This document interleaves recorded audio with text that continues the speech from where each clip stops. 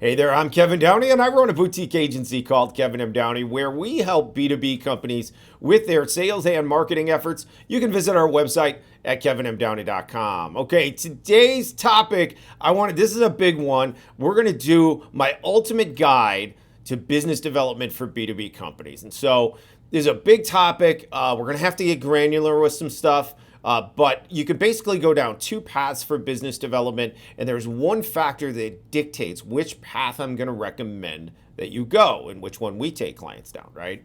Is all dictated by one thing. Caveat for this video is one group is is an exception in this video and that we wouldn't be talking about, and that is an organization or a company who per sales rep or per account manager or account executive, their total target prospects is less than 1,000 per sales rep. So in other words, I've got a client out of Germany, has sales team in the United States, dozen, 15 sales reps, whatever it is. They have a very, very niche business that they go after. And there's only a few hundred to, I think, not even close to 1,000 per sales rep in each territory for them to go after and them to build that business. They have big market share, right? Those reps need to be doing their cold outreach, their own business development, boots on the ground, walking in the door, cold calling in person, that kind of thing. That's a different kind of account manager, account executive kind of setup because their target audience is so thin and they've got the sales reps to cover it in such a way that those sales reps should be doing their own cold outreach, right? So let's set those aside as an example, as that's a relatively, not rare, but certainly I don't deal with that kind of situation a lot in our agency. So we're talking about everybody else, right? So if you're a B2B company, there's two paths you can go down, right? The first path is going to be cold email outreach with an SDR or sales on that box to respond to leads and then drive them to a scheduled call with sales, okay?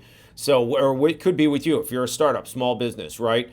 That first path is we're gonna drive calls, we're gonna do cold email outreach, we're gonna follow, we're gonna respond to those people that are interested, we're gonna give them a call to action, right, to schedule a call, right, with sales or with you as a principal, let's say, and we'll dig into that a little bit. And that's one path, okay? It's cold email outreach on the front end, automated, high volume. The other path we would go down is a BDR type team doing manual cold outreach, right? Might have a light automated email in there, but manualized outreach using phone, voicemail, email, and LinkedIn. And that is manualized cold outreach with BDR team to business development team to do the same thing, to generate leads and then drive those people to scheduled calls with sales, okay? So we're gonna dig into those two things separately. Which one should you go? What dictates the path that you go down? The thing that I do when prospective clients come to us in our agency and we sit down and we talk the first time, we don't talk about my agency, we don't talk about our services or our programs really to any great degree. They already know that information coming into the call in most cases. What we dig in and talk about or we look at is prospect list. What does their target list look like? Who is your customer base? How many are there? How many contacts are there to go after? So in my agency, if the number's over 100,000, high five figures maybe, but over 100,000, using fuzzy math, that I want to use email, high volume email to generate inbound leads, right? So I want to go down that path of the process. If the number is less than 100,000, certainly in the mid tens of thousands or less, then I'm going to do a business development team to do manualized cold outreach. Maybe some automated email in there light, and we'll get into that, to do that cold outreach again to generate leads and drive calls to sales, okay? So in the first circumstance, we want to look at what's that process look like. If you've got over 100,000 prospects to look at, so we build a list, say in Apollo, which is what we use as an agency, it's what we put all our clients on for email marketing. If you've got over 100,000 people to go after when we build that list, and we have plenty that come to us that have over 100,000, some upwards of 1 million or so, depending on the type and scope of business they have and who they're going after, And then we have some that have maybe 1, 2, 300,000. That's pretty common in our agency. And then of course we have people that come to us and we build that target list and it's only a few thousand or 10,000 or 15,000, right?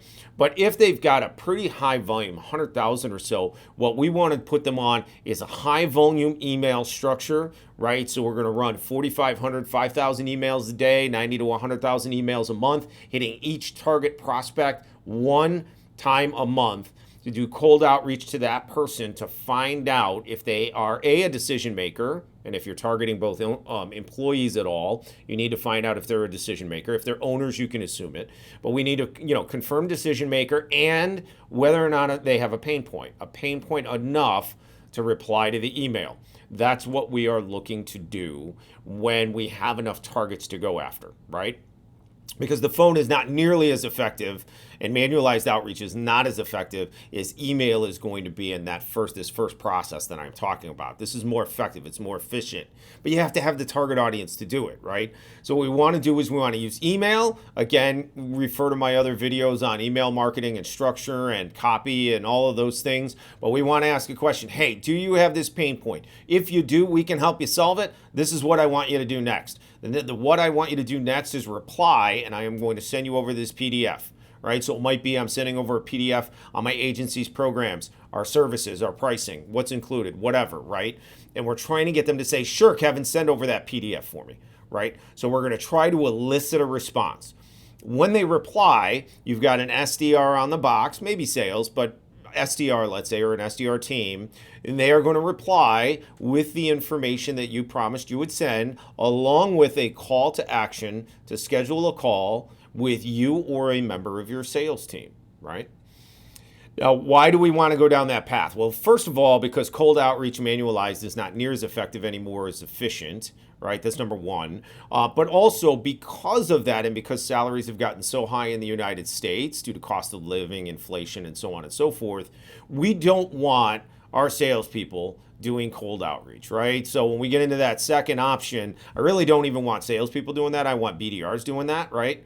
But in this particular case, we want to use email first, drive response, then move them to a scheduled call with sales. If you're a startup company, right, you're really small, you don't have a sales team yet, one of the principals has probably already been doing the sales. You should continue to do the sales until you have so many calls that you cannot handle them, and now it is time to hire a sales rep, right? Because in modern sales team structure, we don't want to be adding salespeople unless we have the requisite appointments or scheduled calls to add those salespeople, because salespeople are just going to be too expensive, especially in the United States. So what we want to do is drive leads and scheduled calls for you as a principal. If you have salespeople already, then we drive them to sales, but we want to not add any salespeople until we've got that first person booked with calls, then the second person, then the third, and so on and so forth, right? And so the number of calls you can get scheduled is somewhat dependent upon what kind of volume of email can you do. What is the size of your target audience?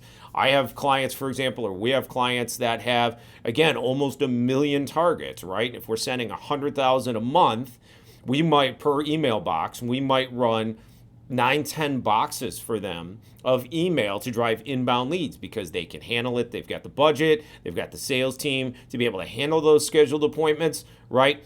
We might run 9 boxes. We might run 1 million emails a month for them. That is the way that, and then in some cases we might have a small business that, the audience is only 100 or 200,000, and then we're running 1 or 2 email boxes, right? But whatever we are doing, we are trying to drive scheduled calls for sales. Okay, so that's our first option, and that's preferred. So if you have a big target audience, you're nationwide, you're pretty general, you're casting a fairly wide net, that's the better option and the more efficient and effective way to go. All right, now what happens if, though, we're dealing with a much smaller target list? We've got maybe 40,000, 50,000, maybe 10,000, maybe less, right? Now we're talking about doing manualized outreach, right?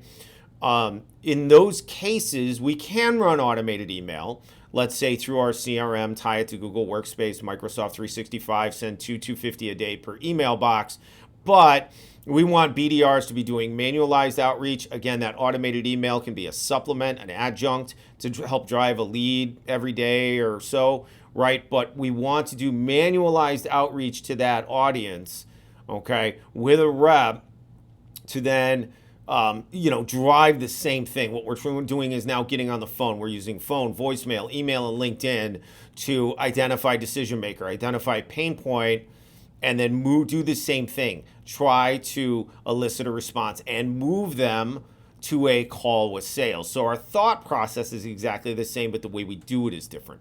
Okay? So when we're dealing with that smaller list, we're going to do manualized outreach. Now, as a note or a little sidebar here on what I said earlier, I don't want salespeople in the United States doing that cold calling. They're too expensive and it's not effective enough. You absolutely must start with a BDR or a BDR team. Highly recommend Latin America, maybe Southeast Asia. You're dealing with much, much lower salaries, and let them do that cold outreach to then drive those calls to sales. So for example, we might do an outreach. We might say, hey, Julie, my name is Kevin. I'm with Kevin M. Downey. I'm curious if you have this pain point, right? If you do, I'd love to help you. What I want to do is send over a PDF with my agency's programs and services, a little bit on pricing, and I'll send you my calendar. And then if you're interested, you can schedule a call or we can jump on a call, right? So the exact same thing I was doing in an email, but now I'm doing it on the phone. The one difference that I'm going to change when we're doing that cold outreach with BDRs is I'm going to add in a layer of that call that when they say yes, I want to transition into a while I have you, so that I can dig in, gather intel, and try to move them a little further down in the process and maybe get a scheduled call right there on that call. So in other words, Julie says, sure, Kevin, go ahead and send that over to me. And I'll say, okay, great. I have your email address, julie@xyz.com. Hey, well, I'm sending it right now. While I have you, let me ask you a quick question. And I want to dig in and gather intel. I want to find out more about their pain point. Who is their target customer? And so on and so forth, right? And that way, if I get, Julie far enough on that call with Q&A and gathering intel, I can move her to an appointment right on that call, right? And that is the one advantage that you have with cold outreach with a rep versus doing just email, is that your rep can dig in if they say yes, and dig in and find out more information, gather intel, do Q&A, and move them into a scheduled call with you or a member of your sales team, right? So that's that second path, okay, that you can go down. How do you know what your target prospect list looks like, though, if you're not familiar? So if you've ever been on ZoomInfo, for example, or Apollo, which has obviously come onto the scene really hard the last few years, you've got other resources out there people use. Some go on LinkedIn and build their lists. Some use different things like, I think, Uplead, Seamless AI, Lead 411. I mean, there are a number of different ways to gather data. But at the end of the day, what you need to do is you need to build that data set of your target audience. You're going to mix in employee count, industry, keywords, whether or not they have a certain title of person already in the company, whatever the case is, and then your titles. So you might be going after owners. You might be going after certain types of employees, maybe VPs, directors, and maybe managers.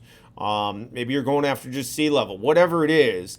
You're going to add those titles in, and when you build that list, you need to look at your total contact list count and say, okay, do I have the requisite target audience to do high volume email, or is this something where we're looking at a much narrower audience, much more niche, and we need to do cold outreach, manual cold outreach with, let's say, a BDR or BDR team, right? So if you need help there, what you want to do is you certainly can do your own homework if you're on those data. You might have the data already. Maybe you're on one of those platforms and can do it yourself. But if you need help, reach out to us, schedule a call with me. That's what I spend all of the time on our first call, is looking at target prospect list. And then based upon that target prospect list, I'm going to recommend 1 or 2 programs for my agency. We might do email marketing. We might do recruiting of a BDR, for example, in Latin America, and build out a manualized process for them to do cold outreach. But either way, you've got a solution. And that is ultimately how you decide on the best path to do business development for your B2B company. And again, grow your lead base, generate more calls, scheduled calls, and ultimately gain more clients, increase your client or customer base. Okay. All right. Hopefully this helps you. Thanks so much for checking in today. And if you have any questions, again, visit our website, kevinmdowney.com. We'll talk to you soon. Thanks.